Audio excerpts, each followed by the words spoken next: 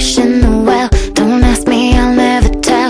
I looked to you as it fell, and now you're in my way. I trade my soul for... Good afternoon, nandito po tayo ngayon sa Changfei Handicrafts. So alamin po natin yung mga ginagawa po nila. And tara, pasok tayo po. Okay, interview lang po kami. Dali kayo. So, paano po nag-start yung business niyo po? Di bali, by accident lang eh. Pinag-design kami nung friend ko, tapos nagustuhan nung broker nila, tapos ayun, nag-order na sila. Doon nag-start yun. Bali, magto 2 months pa lang kami nagkagawa nun.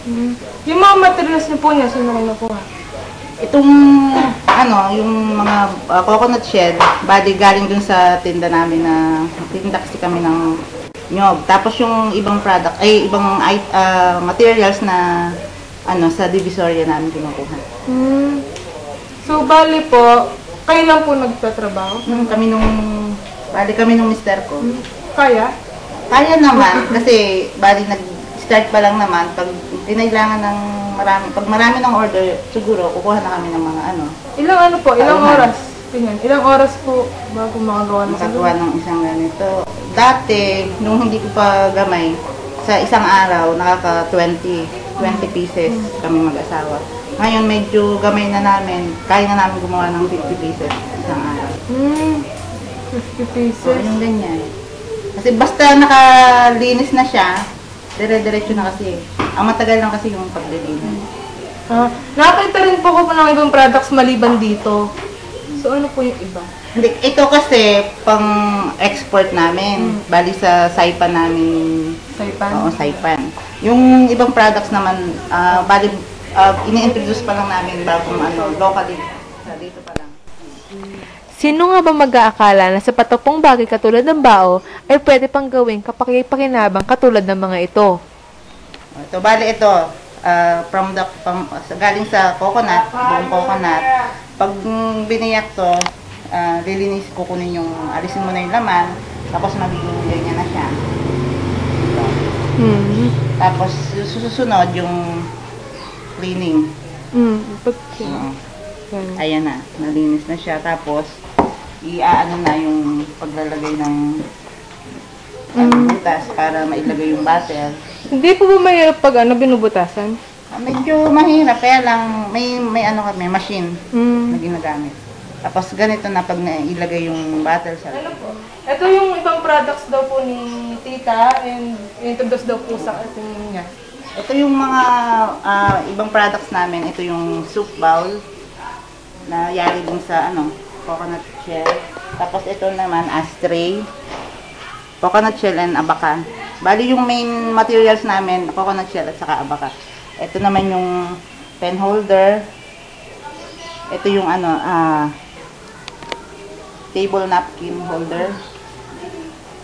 Sa paggawa yung table napkin sa loob? Oo, bali meron siyang matigas na box. Tapos ito, din, coconut shell at saka abaka. Tapos ito yung lampshade. Lampshade namin na din. Coconut shell. Tapos yung isa pa, yung last, itong wow. Bali tea set siya. Isang set, isang ganito, at saka 4 na cup.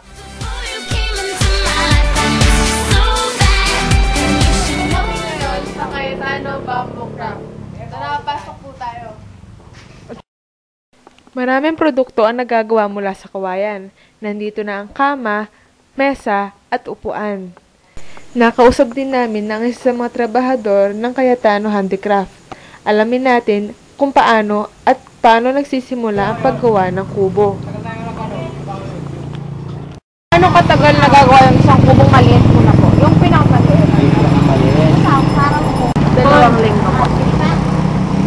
Depende sa gagawa. Yung materials po, saan po galing? Saan po galing po? Dito sa amin. Bali, lang. Yung mga gumagawa, dito. Pakyaw kasi. Yung pong saan po galing? Itong kawayan. Yung kawayan. Dinitilitin na lang dito. Gagaling pa naman yan sa Arayan. Magkano? Magkano po yung maliit na yung pinakamaliit pong kubo? Yung 2,000 ginagawa. Ano yan? Labor nila yan. L35. 3,500. Kubo lang. Labor lang yun. Lahat ng material, pako, pawid, kawayan. Dito sa Magkano po lahat ma'am pag ibibenta? nasa pinakamaliit, nasa 10.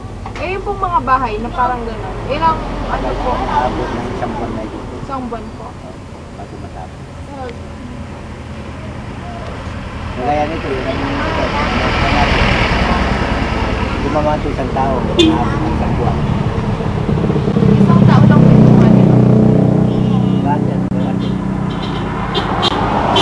So, pati po yung mga nandun, isang tao lang po. Hindi, mayroon dalawa, may tatlo. Break, kasama sila. Pero Pag ito, maliit lang po, isang tao lang yung mga oo, nandun. dalawa. Yung naabutin lang mag-isang buwan. Kasi patutuyin muna namin yung mga kawayan na kasi mo.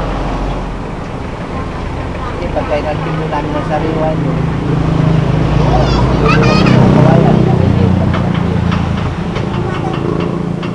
Kaya ito, pag natapos ito, i-split lang. Hindi po ito, ay sasabihin ko sa mga aling, mabayaran sila dito. Para kayo mga aling.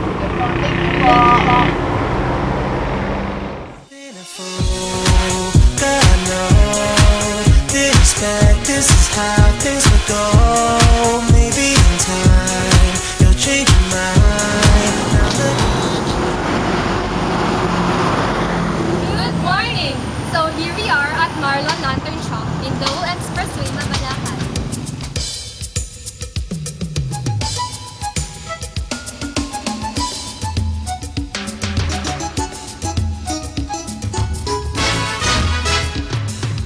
pangaslag ning Aldo, arapan mengke kang bie. Dumiman kat magkanta, pasalamat king mimye. Pampanga, Pampanga, Pampanga, Pampanga. Kuya, usually po, ano po bang pinakamabentang paron sa inyo dito? Yan yung mga special na matagal kasi. Kuya, mga ilang oras niyo po ginagawa yung isang paron? 5 minutes, mga 3 to 2 minutes lang. Bawal ko. 3 minutes matatapos. Yung malagig po, so it means mga kahit 3 minutes lang matatapos. Kadalasan po, kailan po mabenta yung mga paron po? Mga October, November, December.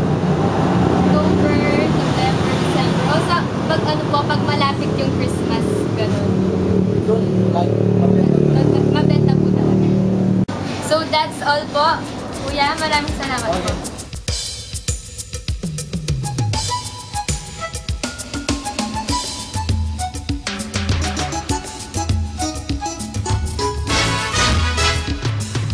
Pangaslag ning Aldo, arapan mengke kang bie. Dumiman kat magkanta, pasalamat. Dito tayo ngayon sa Limanong Music Store sa Santo Angeles, Pampanga. Dito ginagawa ang mga ibang mga instrumento sa musika. Halika, pasok tayo sa ikon natin.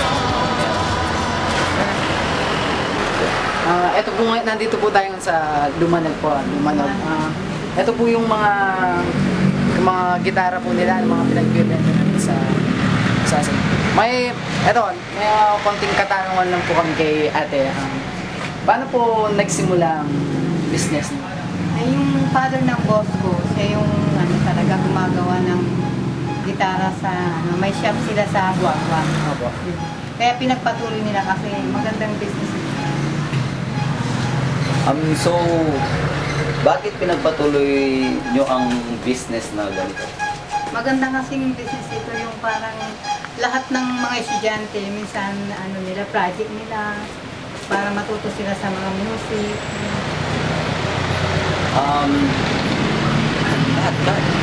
Lahat. Ano pong masasabi nyo sa mga gustong mag-business na katulad? Kailangan marunong sila mag-entertain ng mga customer, marunong mag-sales to, para maraming mabibig customer. Pagkikisama. Pagkikisama. Okay na? Go. Okay. So, isang katanungan na lang po. Gaano katagal yung paggawa ng isang gitara? Or yung mga music? It depends sa halimbawa, maganda yung ginagawa nila. Medyo matagal, mga 2 months. Pero pag ordinary lang, mga 1 month. Matatapos. So, yun lang po. Maraming salamat. Maraming salamat din. Sa AUF, ano po ako? Opo. Maraming salamat. Okay na. Thank you.